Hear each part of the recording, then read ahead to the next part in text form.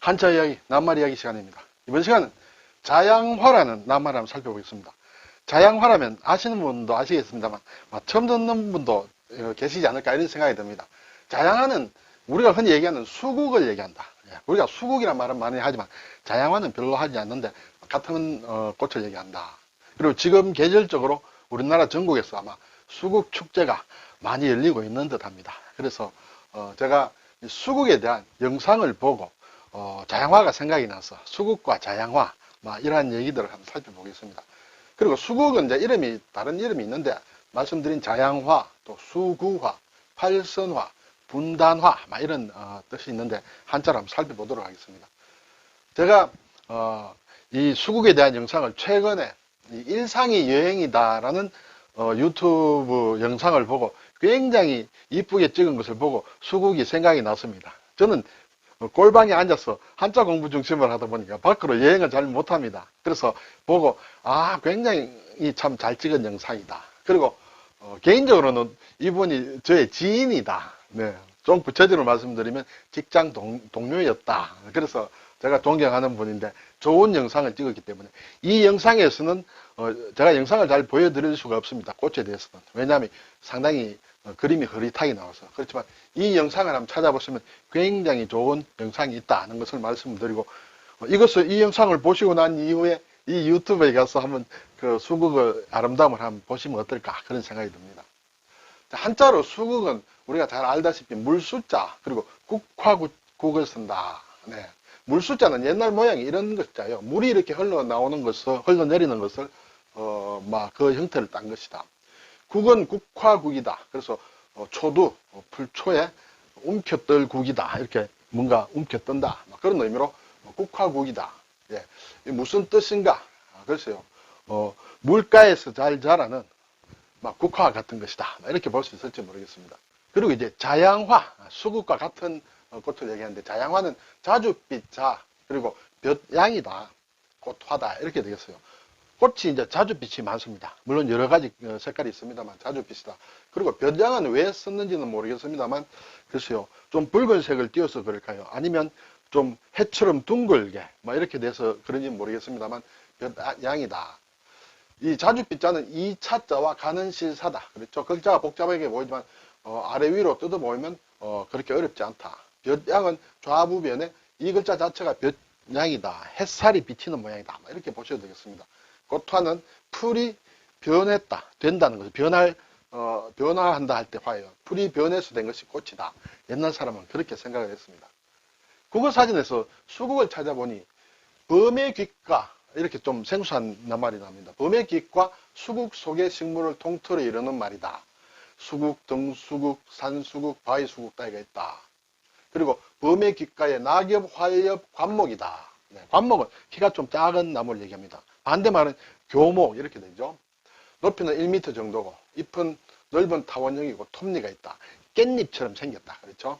가을에 보라색 또는 흰색 꽃이 취산화수로 펴고 열매는 맺지 못한다.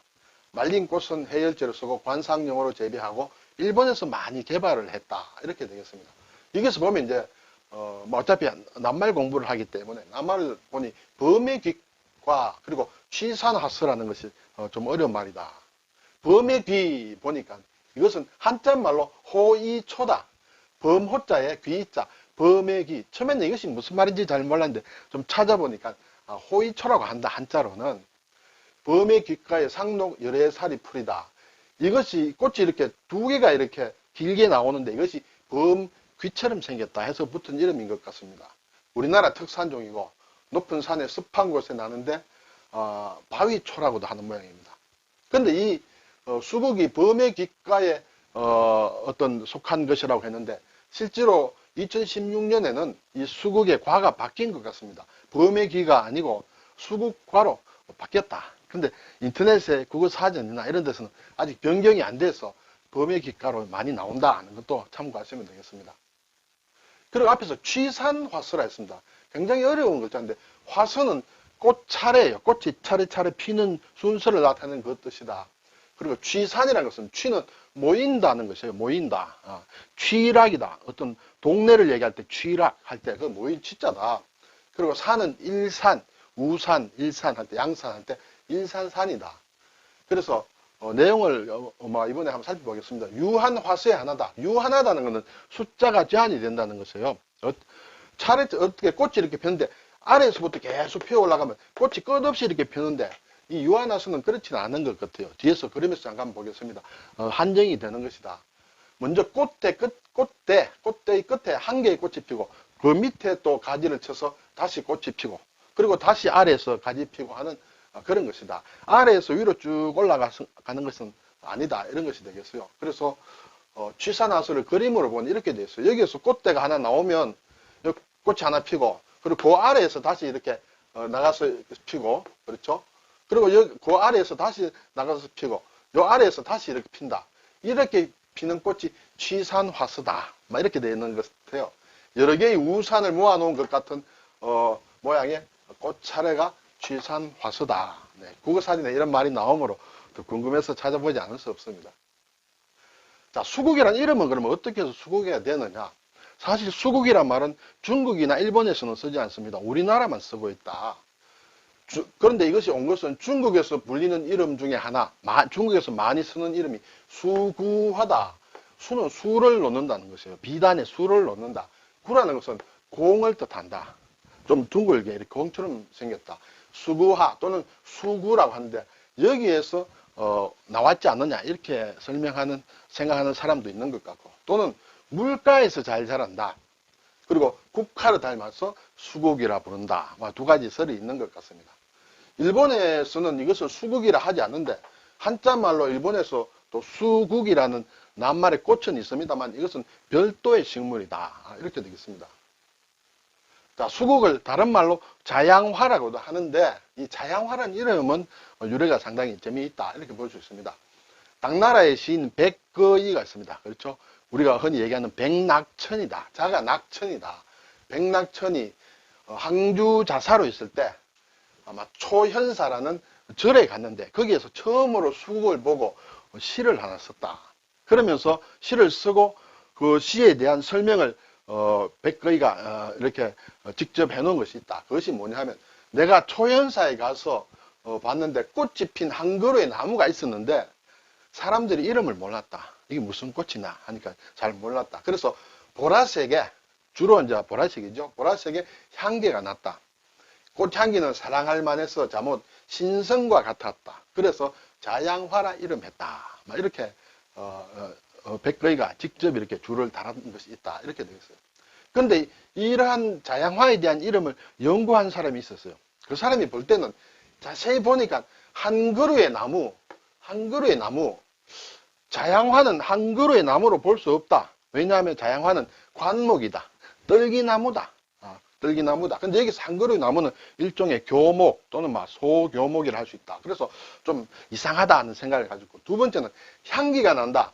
자양화는 향기가 거의 없다고 합니다. 그래서 이 백거이의 자양화란 이 시를 보고 설명을 보고 의문을 두 개를 가졌다. 그것을 파헤친 사람이 있다는 것이죠. 예, 두 개의 의문이 말씀드린 대로 한 그루의 나무, 수국을 한 그루의 나무로 보기 어렵다. 또 향기는 나지 않는다. 왜 그러냐? 그래서 자세히 제가 자료를 찾아봤습니다. 중국과 일본의 위키피디아를 보니까 관련된 설명이 나옵니다. 우리나라 위키피디아에는 아쉽게도 설명이 나오지 않습니다. 일본에서 자양화를 가지고 평생을 연구한 사람이 있는데 자양화 연구자. 일본에서는 이 수국을 거의 자양화로 씁니다. 그리고 발음은 이제 아지사이라고 한다. 저도 자양화에 이렇게 말하자면 자양화가 친숙하게 된 이유는 제가 일본말을 배우면서 아지사이를 배웠기 때문에 그때 자양화가 있었다는 것이에요. 그래서 저한테는 상당히 친밀한 그런 낱말인데 이 연구한 사람이 야마모토 다케오미라는 사람이 있는데 이 사람이 이제 가만히 연구를 해보니까 원래 백거이가 자양화라는 시를 지었죠. 그때는 사실은 수국을 보고 한 것이 아니라 자정향이라는 나무, 라일락이다. 지금 얘기하면 라일락, 서양 수수꽃다리 이것을 보고 했는데 그 이름을 일본의 해안시대에 유명한 학자가 있어요. 미나모토 시타고라는 사람이 이것을 오해를 하고 잘못 전파를 해가지고 수국을 가리키는 것을 했다. 백거이는 말하자면 라일락을 보고 그렇게 이름을 붙였는데, 이 일본의 옛날 사람이 그것을 수국을 가리킨 것을 오해를 해서 전파해서 일본에서는 수국을 자양화라는 이름으로 쓰고 있다, 이렇게 되겠죠.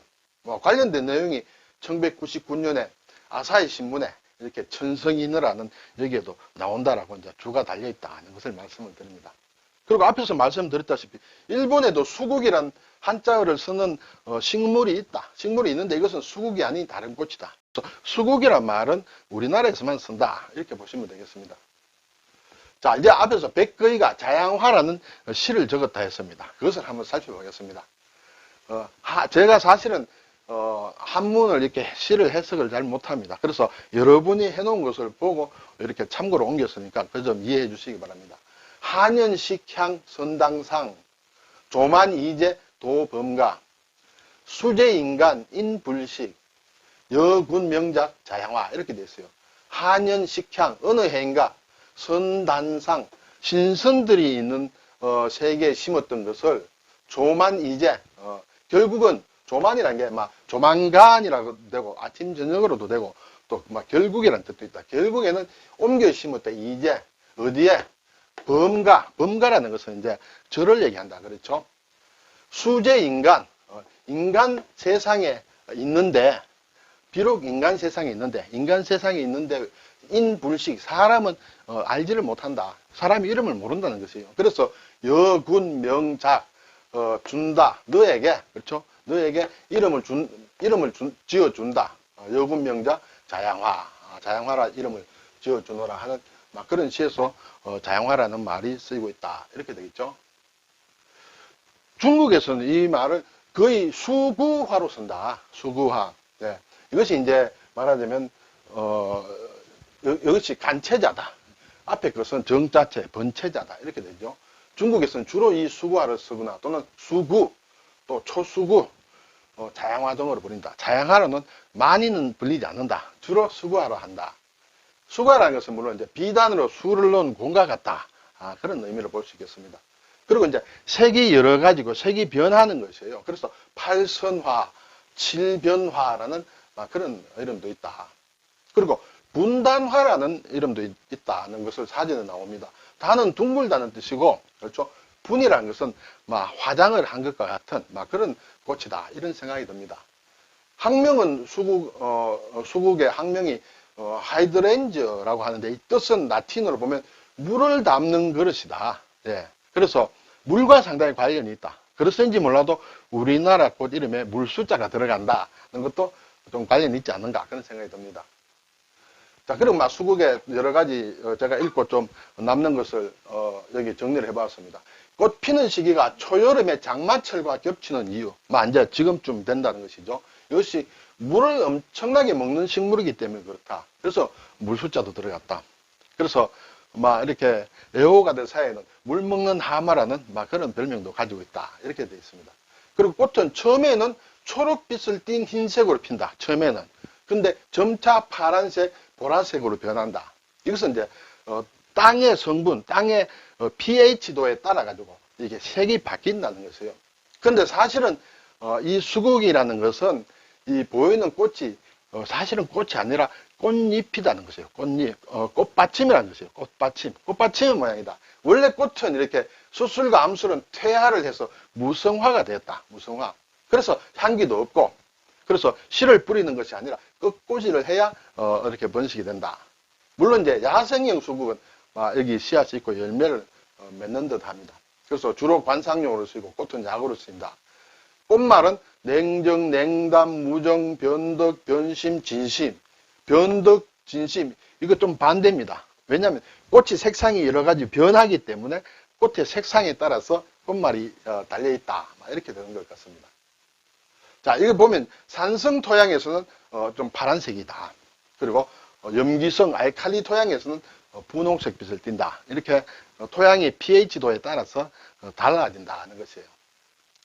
자, 제가 수국의 아름다운 영상을 못 보내드렸습니다만 앞에서 말씀드린 대로 일상이 여행다는 유튜브를 한번 검색하면 굉장히 이쁜 수국들이 많이 나온다. 그리고 그림이 괜찮으면 제가 이 주인에게는 허락을 받지 않고 말씀드립니다만 구독도 좀 넣어주시고 좋아요 해주시면 감사하겠습니다. 네, 오늘 수국, 그렇죠? 수국.